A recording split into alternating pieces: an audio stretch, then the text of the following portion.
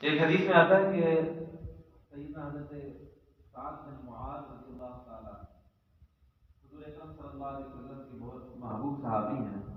حضرت صلی اللہ علیہ وسلم نے ان کو یمن کا گورنر بنایا تھا اور وہ مدینہ منورہ بار بار تشریف لاتے تھے اور جب بھی آتے تھے حضور اکرم صلی اللہ علیہ وسلم کو ہدایات دے کر روانہ کرواتے.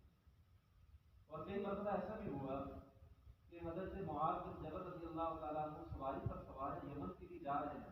حضور اکرم صلی اللہ علیہ وسلم کو الوداع کرنے کے لیے جا رہے ہیں. ساتھ رفتار اس سواری کی چل رہے ہیں اور نصیحتیں کر رہے ہیں حضرت معاذ بن جبل رضی اللہ تعالیٰ عنہ کو.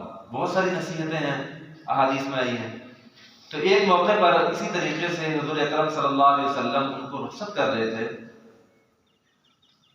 تو اس وقت نصیحت فرمائی کہ اتق اللہ حیث ما کنت یا معاذ اتق اللہ حیث ما کنت، کہ اے معاذ اللہ سے ڈرو جہاں کہیں بھی ہو.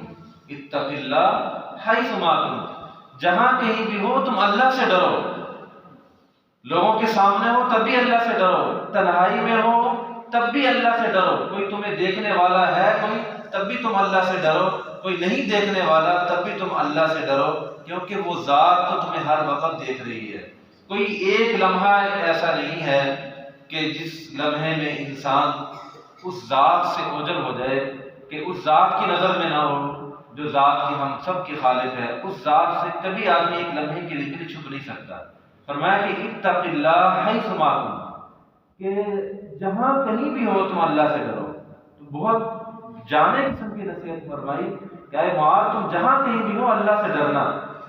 تو یہ وہ چیز ہے کہ انسان جب اپنے دفتر میں بیٹھا ہے، سرکاری عہدے پر، سرکاری منصب پر بیٹھا ہے، وہاں اپنی سیٹ پر بیٹھے ہوئے بھی اگر اس کے دل میں اللہ کا ڈر اور خوف ہے کبھی وہ کسی سے رشوت نہیں لے گا، کبھی کسی کی حق تلفی نہیں کرے گا. اس کے دل میں اگر اللہ کا، انسان کے دل میں اللہ کا ڈر اور خوف ہوگا کبھی وہ کسی بندے کی حق تلفی نہیں کرے گا، کسی کا حق نہیں کھائے گا، کسی کا مال ناجائز طریقے سے ہڑپ نہیں کرے گا، کسی کے مال پر ناجائز قبضہ نہیں کرے گا.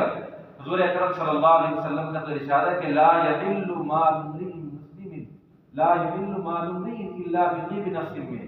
فرمایا کہ کسی انسان کا مال اس کی دلی رضامندی کے بغیر